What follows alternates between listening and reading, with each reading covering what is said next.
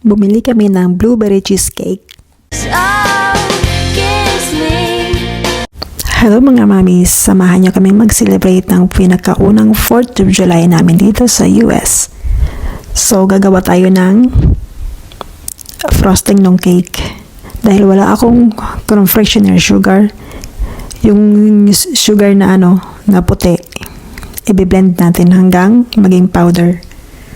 Tapos yan, isang stick ng butter, tsaka isang block ng cream cheese. Tsaka naglagay ako ng milk at saka vanilla. Tapos i-mix lang yung hand mixer. Tapos yan na yung yung powdered sugar natin na ginawa. I-mix lang din hanggang sa maano na siya lahat. Tapos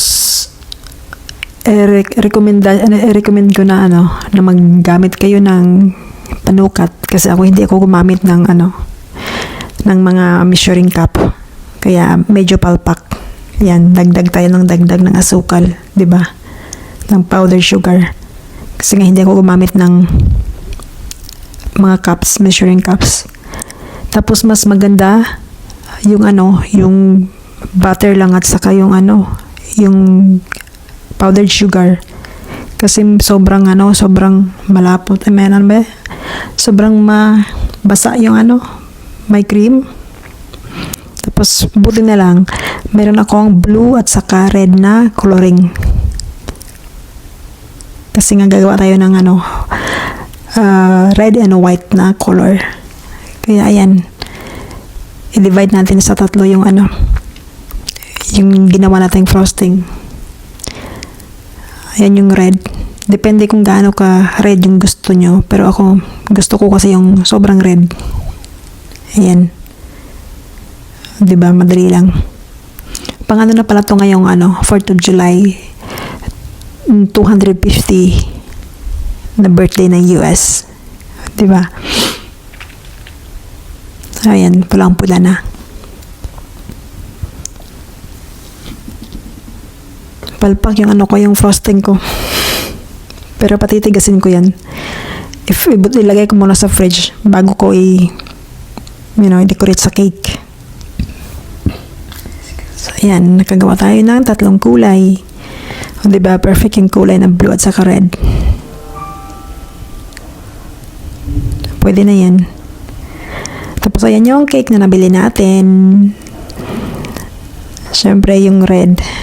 First yung red, then white, then blue. Huwag nyo ako i-judge kasi wala akong alam gumawa ng mga ganyan. Nag-DIY lang tayo kasi walang mabili na medyo maliit na cake na walang design. Oops, erase. Mali. Hindi na kasi yung 0. Kaya unahin natin yung 0.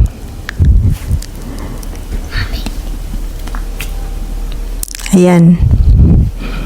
Then yung 5 kasi ilagay ko yung number na 250. Then yung red na number 2. So, diba? Pwedeng i-erase.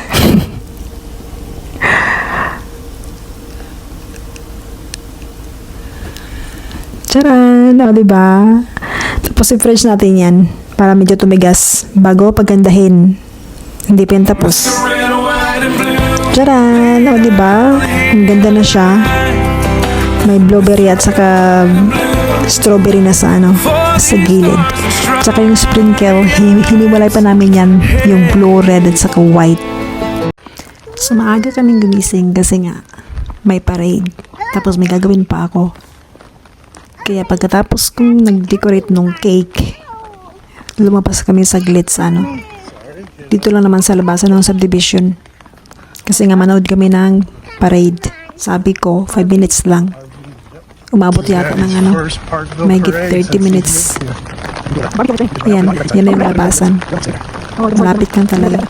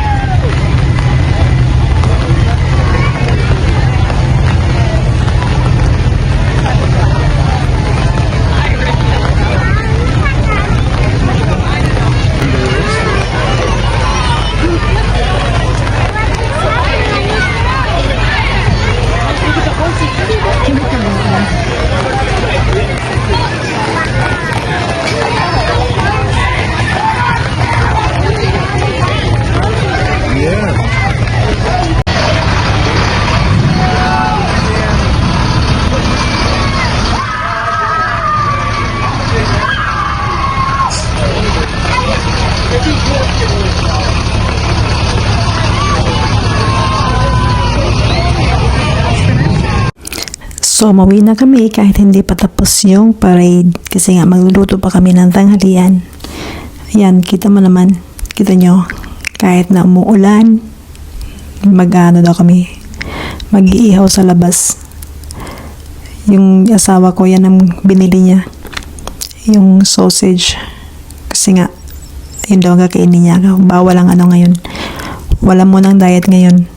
Tapos yung ano naman, yung pork belly, mano yan, makapal. 2 slice lang yan, tapos hinati ko lang para medyo numipis. Tapos binabad ko na yan kahapon sa kalamansi at saka sa asin at saka sa bawang. Hindi na ako naglagay ng toyo, diba? Sobrang puti, pero masarap naman siya kahit na walang toyo.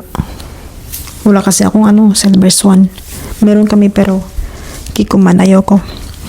Tsaka meron din kami 3 mais. Kasi nga, diba, 3 lang kami. Tagi-isa lang.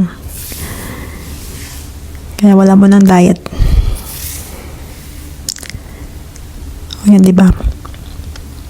Masarap kasi pag pag inihaw talaga. Hindi nga uling yung ginamit namin. Pero okay na yan. Tingnan nyo ang sausage, ang lalaki. Kalahati lang makain namin yan, sigurado. O, yan, diba? Laki. Lagyan ng sausage, tapos marami na. Tapos lalagyan ko lang yan ng sibuyas. At saka may pipino akong kinuha sa labas. O, tingnan mo. Hindi makaantay.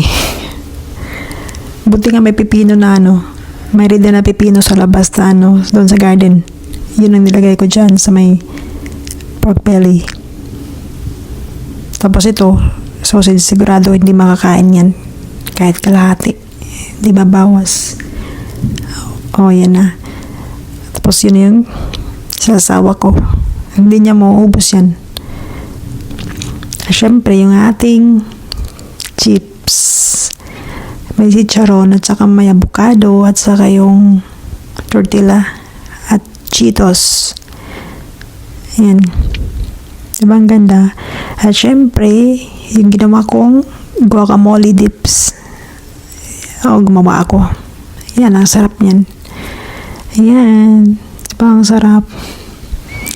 Ang ganda na. So, mga mamis, kain muna tayo. Hanggang dito lang po. Kakain muna kami.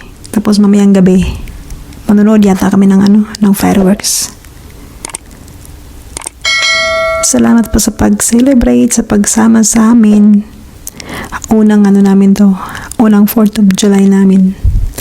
Thank you po sa lahat. Please subscribe to my channel. Bye!